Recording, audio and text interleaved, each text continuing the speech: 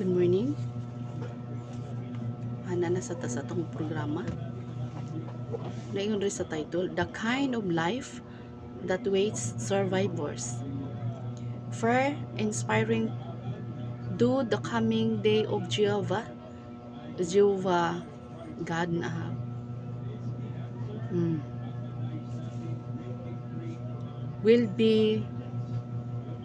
it will not leave the earth ruined for habitation. Its effects will not be like those of a nuclear holocaust, which it is feared would through the ecology and to cause survivors to suffer hideous effects from radiation instead of his spoiling the earth for human habitation.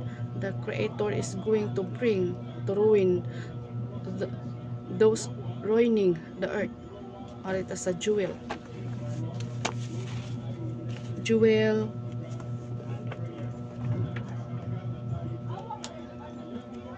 chapter 2.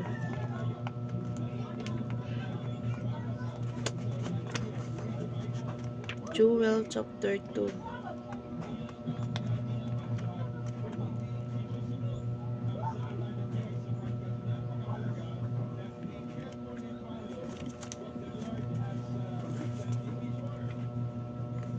Chapter 2 verse 30 to 31. Okay. Nag-ingon siya dire.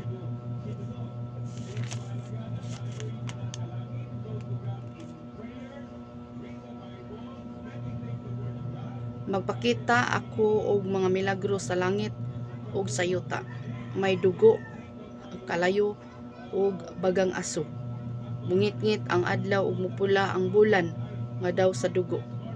Kini mahitabo sa dili pa moabot ang makalilisang gayod nga adlaw nga magasilot ako. Apan si bisan kinsa nga magadangop sa Ginoo maluwas sa silot nga magaabot kay sumala sa gingon sa Ginoo. May mahibilin nga mga Israelinhon sa bukid sa Zion sa Jerusalem. Kini sila gipili sa Ginoo nga maluwas. Arita sa Revelation 11. Stumpak sa iyang nga istorya ni Joel, Prophet Joel. 11. So, muanhi ang magpakita og mga ilhanan sa langit. 11 verse 18. Labihan gayud ang kasuko sa mga tawo nga wala nagaila kanimo, kay miabot na ang panahon nga silutan mo sila, ug ang mga patay hukman mo na. Mao na kini ang panahon nga hatagan mo og ganti ang imong mga sulugoon, ang mga propeta, ang imong katawhan ug ang tanan nga nagatahod kanimo.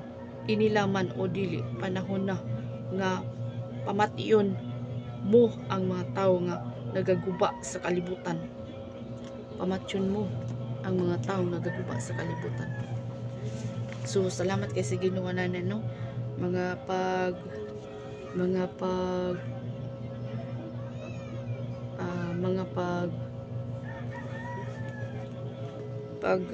panahon na nga magapang agulo ang mga katawhan, no? Nga kisa may magaguba sa kalibutan. So nanana karon sa karon na panahon na nagaplano na sila nga ilang gubon ang earth, no? Nana sila, no? So salamat sa kay sige Ginoo nga kita nga mga katawhan sa Dios maawerta, no? Maawer gid ta kay nana nagipasidaan na daan sa Ginoo kinsa ang moguba sa kalibutan pagasilutan sa Dios. Kisa may nagaplano karong gubon ang kalibutan. Unsay pampalupad dira aron gubon ang kalibutan. So naanay na nagatagna na nadaan. Silutan na sa Ginoo ng mga tawo ang ingon ana. No? Na nagaguba sa kalibutan. check in din sa 19, 15 to 17. Dayon siya. Sa dihang may banag-banag na gipadali-dali sa mga anghel si Lot sa pagbiya sa syudad. Mingon sila, pagdali, dada ang imong asawa og duha ka anak nga babae, nga niya dinhi ug biya kamo dayon, kay basig maapil kamo sa paglaglag ining syudad. Apan nang langay-langay sa pasilot, busa tungod kay naluoy ang Ginoo kanila, gikuptan sa mga anghel ang ilang mga kamot ug gidala sila gawas sa syudad. No? Sa dihang didto na sila sa gawas, giingnan sila, panagan kamo, ayaw gayud kamo paglingi.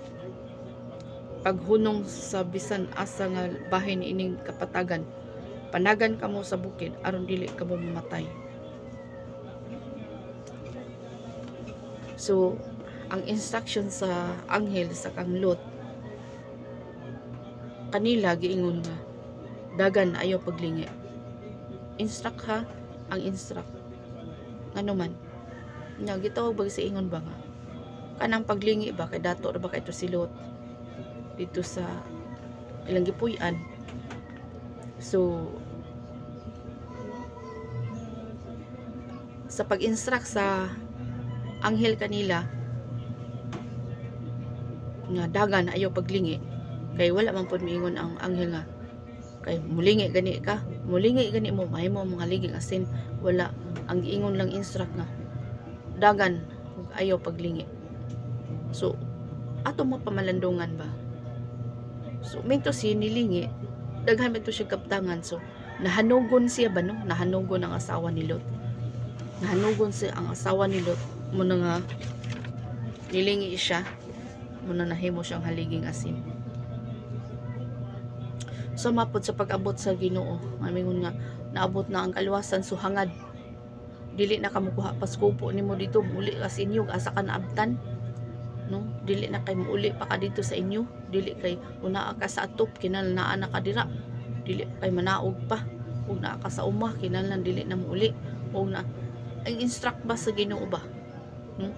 So dapat na gitawag sa ingon ba nga dapat ka na siya dili mao na atong sundon, no? Nigabot na sa panahon sa katapusan nga inig ikaduhang pagpakita sa Ginoo na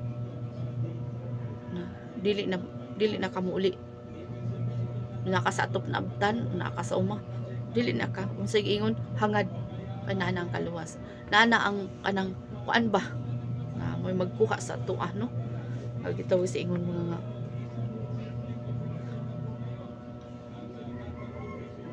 sa ato mga kinabuhi nga kinahanglan jud nga inandamon na unsay giingon dire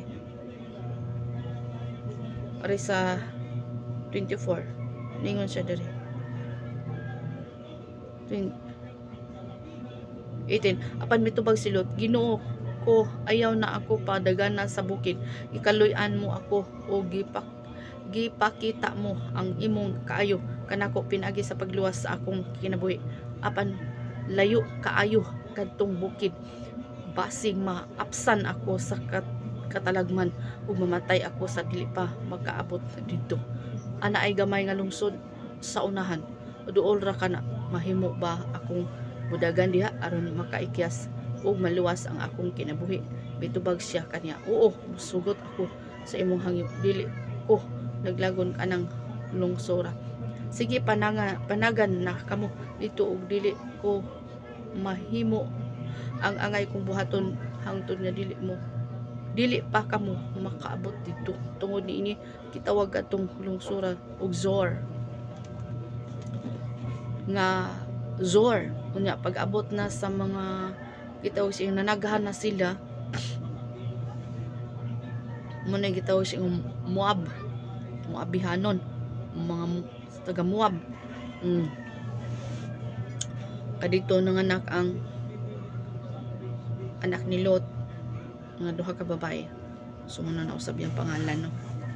So maunang lugar nga moagi unta ang mga Israelinhon diha dapita, dili sila manguan kun dili igo ra sila moagi, wala sila nagpaagi. Wala sila nagpaagi. So kaliwat na niluwat dira dapita. Sige ingon diri. Okay. Arita. Ingon siya diri. Arita sa Exodus. Sige ingon sa Exodus. Exodus 12.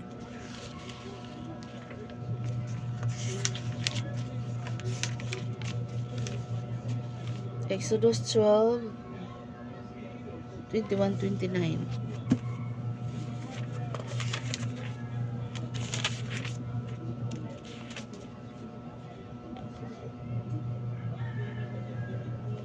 Yun siya dire. Unya gipatawag ni Moses ang tanang tig dumala sa Israel og giingnan. Ingna ang tanan ninyong mga pamilya nga magkuha sila og nating karnero o nating kanding og ihawon nila sa pagsaulog sa pesta sa paglabay sa anghel. Unya pagkuha kamo og pongpong sa isupo og ituslob kini sa dugo nga anaa sa palanggana og ipahid sa ibabaw og sa isikakilid sa inyong mga pultahan. Walay mo gawas sa inyong balay hangtod magbuntag. Hangtod magbuntag kay mulabay ang Ginoo sa pagpamatay sa mga kamagulangang anak nga lalaki sa mga Ehiptohanon apan kun makita sa Ginoo ang dugo sa ibabaw ug sa isikakilid sa inyong pultahan, mulabay lang siya sa inyong mga balay ug dili niya tubutan ang tiglaglag nga mosulod sa inyong mga balay aron sa pagpatay. Kini nga tulumanon kinahanglan tumanon ninyo og sa inyong mga kaliwat. Tumanon ninyo og sa inyong mga kaliwat hangtod sa hangtod. Hangtod sa hangtod padayonan ninyo ang paghimo niini nga seremonyas kun sulod na kamo sa yuta nga gisaad sa Ginoo nga ihatag kaninyo ug kun mangutana ang inyong mga anak kung unsa ang buot ipasabot niini seremonyas mao kini ang inyong itubag pista kini sa paglabay no inom pa Passover muna gitawag sa Passover paglabay sa anghel nga ginasaulog sa pagpasidungog sa Ginoo kay milabay lang siya sa mga balay sa mga Israelinhon dito sa Egypto sa dihang gipamatay niya ang kamagulangang anak nga lalaki sa mga Ehiptohanon. Unya miluhod ang mga Israelinon ug misimba sa Ginoo ug gihimo nila ang gisugo sa Ginoo kang Moses ug kang Aaron sa tungang gabi gipamatay sa Ginoo ang tanang mga kamagulangang anak nga lalaki sa Egypto gikan sa kamagulangan sa Faraon nga mao ang puli sa trono hangtod sa hangtod sa kamagulangan sa mga piniriso o gipamatay usab niya ang tanang unang laki nga anak sa mga mananap. So inana no. So bisan pa man gikan sa kamagulangang anak nga lalaki o hangtod sa mga hayop apil. Apil no. Na apil. So muna gitawag sa karon hangtod karon nga ang mga Israelites nagsaulog og Passover. Passover. So muna siya nga unsay gitugon sa Ginoo hangtod sa hangtod sila sila ana magsaulog mana no. So Psalms arita sa Psalms unsay giingon sa Psalms. So gibuhat sa mga Israelites no ang angay nila nga ipabuhat sa ilaha hangtod karon nagasaulog sila no kay kana tugon sa Dios tugon na sa Ginoo. Arita sa Psalms 91 verse 1 to 14. Ang Dios atong tigpanalipod si bisan kinsa nga mangayo sa pagpanalipod sa labing halangdong Dios nga makagagahom panalipdan niya. Makaingon siya sa Ginoo, ikaw ang akong tigpanalipod ug manlalaban. Ikaw ang akong Dios nga ginasaligan. Luwason kagayod niya gikan sa mga litag ug sa makamatay nga mga balatian. Panalipdan kaniya sa usa ka langgam nga nagapanalipod sa iyang mga piso ilalom sa iyang mga pako. Sa iyang pagkamatinumanon panalipdan kaniya og labanan. Amen. Dili ka angay mahadlok sa mga makalilisa nga mga panghitabo, sa mga mutakboy nga mga balatian o sa mga katalagman nga moabot sa gabi man o sa adlaw. Bisan linibuh pa ka mga tawo ang mga matay sa imong palibot, ikaw dili maunsa. Makita mo na ang muna lang kung unsa pagsilot ang daotang mga tao. Tungod kay gihimo mo man ang Ginoo nga imong dalangpanan, ang labing halangdong Dios nga akong tigpanalipod, walay kalamidad o katalagman nga moabot kanimo sa imong panimalay. Kay suguon sa Dios ang mga anghel sa pagbantay kanimo bisan asa ka moadto.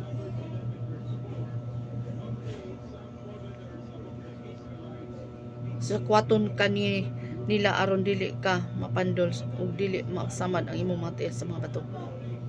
Tumban mo ang mga leon ug mga malalangang mga bitin. Mingon ang Dios, luwason ko og panalipdan ang nahagugma ug nagaila kanako. Kung mutawag siya kanako, tubagon ko siya. Kung anaa siya sa kalisod, ubanan ko siya. Luwason ko siya ug pasidunggan.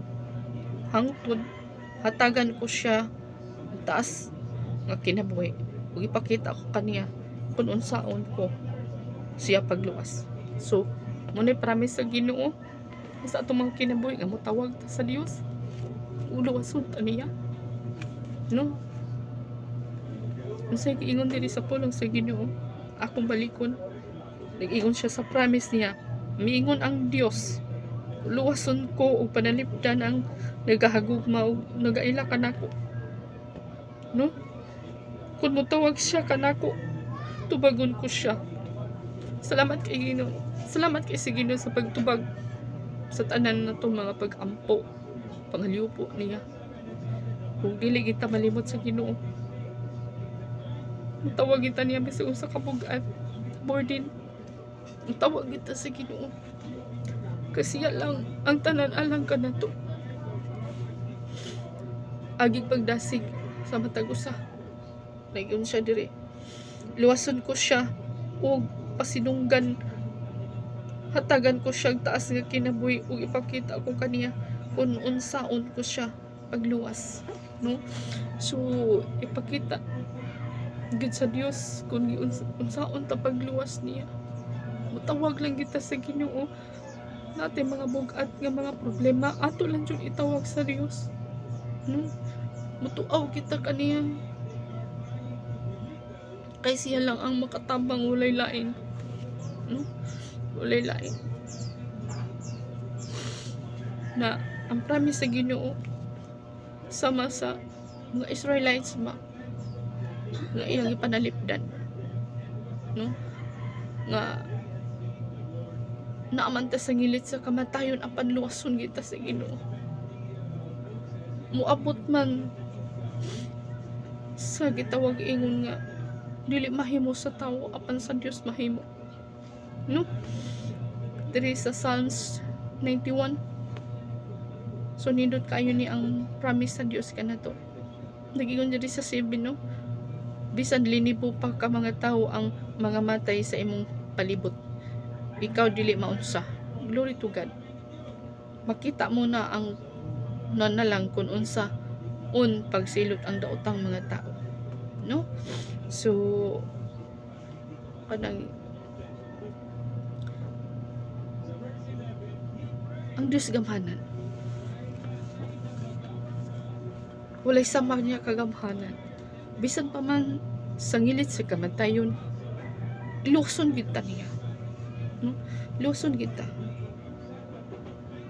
no? Luson kita sama niya atong pandemic.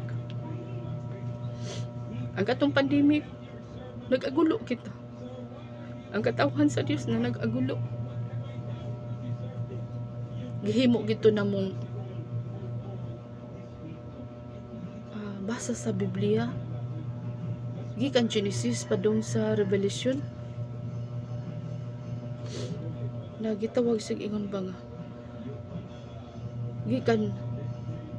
gikan migbasa mampaniud to udto mga alauna mahuman mi gabi nanay mga human mi alas 6 alas 5 natoy pila to kahigayon na nahuman may mga alas 7 na sa gabi.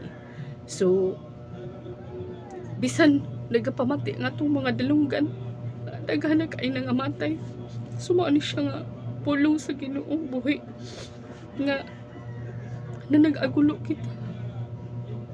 Unsa ka maayo ang Dios sa atong kinabuhi, no? Nga gi-focus na mo ato nga time nga mobasa ang Biblia. Gisugdan na mo sa Genesis padung sa Revelation. Nagitawag ingon nga bisan ang atong dalunggan magapamati. Daghan kay nangamatay sa tipong kalibutan. Pero ipanalipdan kita sa Ginoo. Mana sa ngilid sa kamatayon, naagi hapon siya. Kaya ipakita sa Ginoo unsa kita. Unsa kita ka espesyal nga niya. Ang mo ila. Unsa giingon diri?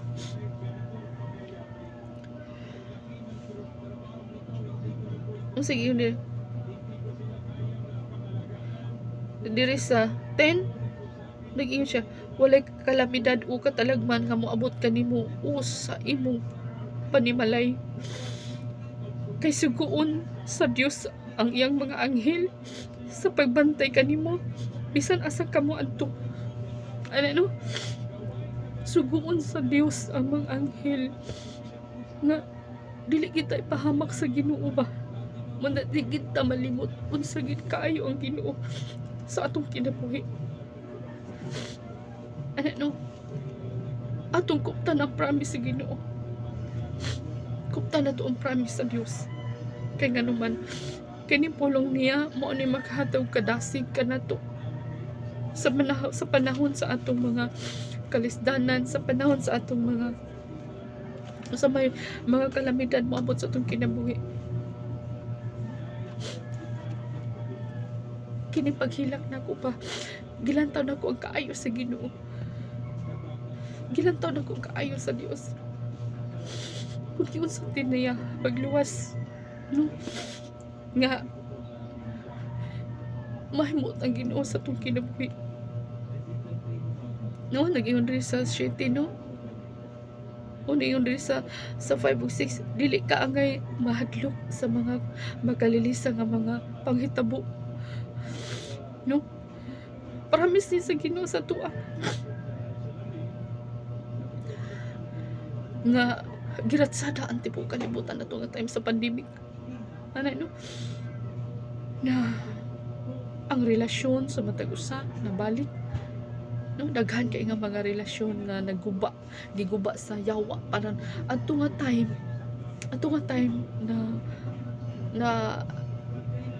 na panumbalik ang relasyon sa matag usa. Ato nga pandemic napabalik ang relasyon sa matag usa. Ano man, di na pwede nga magmurumuro ka din naka sa sulod sa imong panimalay. Diba nung ma-imagine nato, no? Kinalang yun nga adun na dyan kay tarong nga relasyon. So makaiwan man ta nga more dili man ni siya maayo nga kung ano kay sa nila katalagman nga mahitabo, no? Kalilisa nga mga panghitabo sa mga mutakboy nga mga balatian o sa mga katalagman nga umaabot sa gabi man o sa adlaw. Bisan linibo pa ka mga tao ang mga matay sa imong palibot, ikaw dili maunsa, no? Sa inga ani ba makarilta sa pandemic, linibo pila gito kalibo ang nangamatay.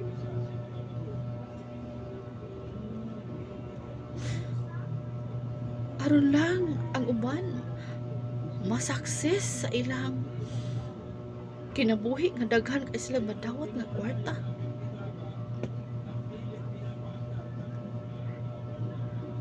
Nga wala na ilaing na ilhan ang mga doktor sa una nga mga sakit.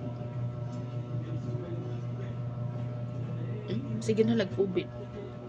Ano siya, no? Linibo. Dito sa NIV man siguro to na ano, mapukan man ang 1,000 sa pikas kilid sa tuon nimong kamot o 10,000 sa wala nimong kamot o sa 10,000 sa tuon nimong kamot, pero ang matayon dili ka na makabot kanimo, no? Klaro dito sa lain nga pinulungan kay kanyang Bible, lain-lain man na hubad ba, lain-lain siya anang word na alay mga laglum kayo. Naingon rin sa 14, miingon ang Dios, luwason ko og panalipdan ang nagahigugma og nagaila kanako. Kung tawgo, kung mo tawag siya kanako, tubagon ko siya. Kung asa siya, kung anaa siya sa kalisod, ubanan ko siya. Hello.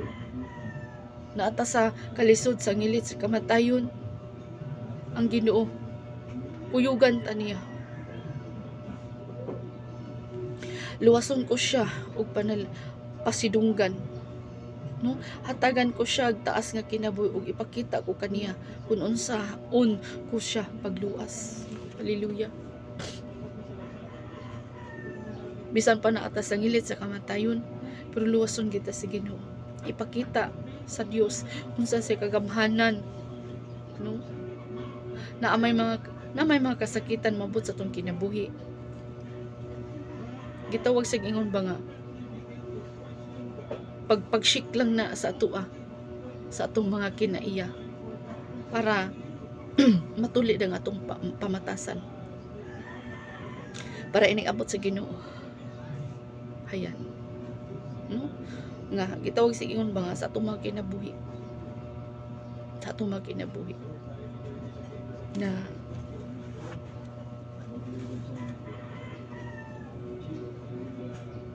mga lagat sa Ginoo. Arita sa Isaya.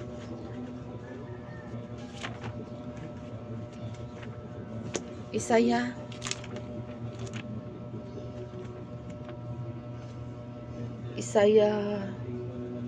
26.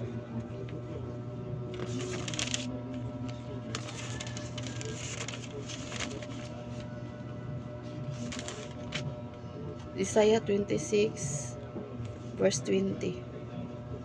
Mga kata gilungsod, sulod kamo sa inyong mga balay o siradin ninyo ang inyong mga pultahan. Tago una kamo hangtod nga mawala ang kasuko sa Ginoo. Kay muani na siya gikan sa iyang Pinoy-anan aron silutan ang mga lumulupyo sa kalibutan tungod sa ilang mga sala. Ipagawas na sa yuta ang mga tawo nga gipamatay, dili na siya kini taguan pa. Ani ba? Murag makarelate ko ani ba? Nagdamgo bitaw ko nga nakamatngon ko og tagultul ba ana ba murag pagkurog bitaw nya. Dibuka akong mata. Sa ako nang damgo ha. Dibuka akong mata. Ya, way hunong sige jugkuan dagundong. Oo, sige ano ba dagundong. Sige kurog-kurog ang yuta ba. Nya. Pagbukan ako, langit-ngit man. Nya. Pagsunod na pud na kusog na kayong dagundong ba pagkurog sa yuta. Na ay siga nga gitawag sa inyo nga sanag ba siga sa ilawom sa yuta nga maoy nakita nako kung lawas na nahawas gikan sa yuta, nahawas niya dayon ditsug ana sa wala ko nagpatong sa yuta ditsug ana ba sa iri unya na ay power nga mura ko mabungol, grabe ka power nga puti siya nga siga ba nga ni power sa akong diri sa akong lawas. Nakita nako akong lawas ingkong malo. Nga ano nakita akong lawas nga ni power ba nga puti nga siga nga wala ko nagtunog og yuta gikan sa ilalom sa akong nahimutangan ning buka ang yuta sama ani niingon nga ipagawas na sa yuta ang mga tao nga gipamatay, dili na niya kinitaguan pa. So ana no, sige ingon ang pagbalik ni sa Ginoo kay muanhin na siya gikan sa iyang Pinoy-anan aron silutan ang mga lumulupyo sa kalibutan tungod sa ilang mga sala. Ipagawas na niya nasayuta ang mga tao nga gipamatay, dili na niya kinitaguan pa. So mo to akong nadamguhan nga grabe ni power. Mura ko sa mabungol. Grabe jud, mura ko sa mabungol sa iyang power. So kanang unsa jud kagamhanan ng Ginoo sa hallelujah. Mao po na ang akong i-share kaninyo. Arita sa Revelation, nagyon siya the Revelation 19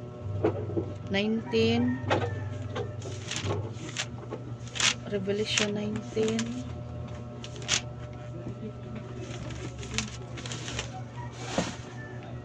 Revelation 19:17.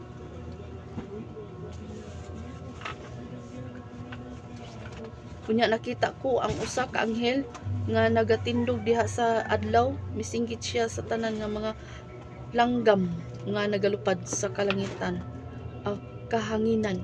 Dali kamo og pagtigom alang sa dako nga kumbira sa Dios. Dali kamo og kan-an ninyo ang unod sa mga hari, mga general, mga sundalo, mga tagkabayo, lakip ang unod sa ilang mga kabayo. Kan-an ninyo ang unod sa tanan nga mga tao, ulipon o dili ulipon, inila o dili inila. Unya nakita ko ang mananap ug ang mga hari sa kalibutan ug ang ilang mga sundalo nga nagtigom aron sa pagpakig-away sa nagasakay sa puti nga kabayo ug sa iyang mga sundalo nga gikan sa langit. So salamat kay sa Ginoo. Hallelujah. Unya arita sa Ezekiel. Unsay na sa Ezekiel?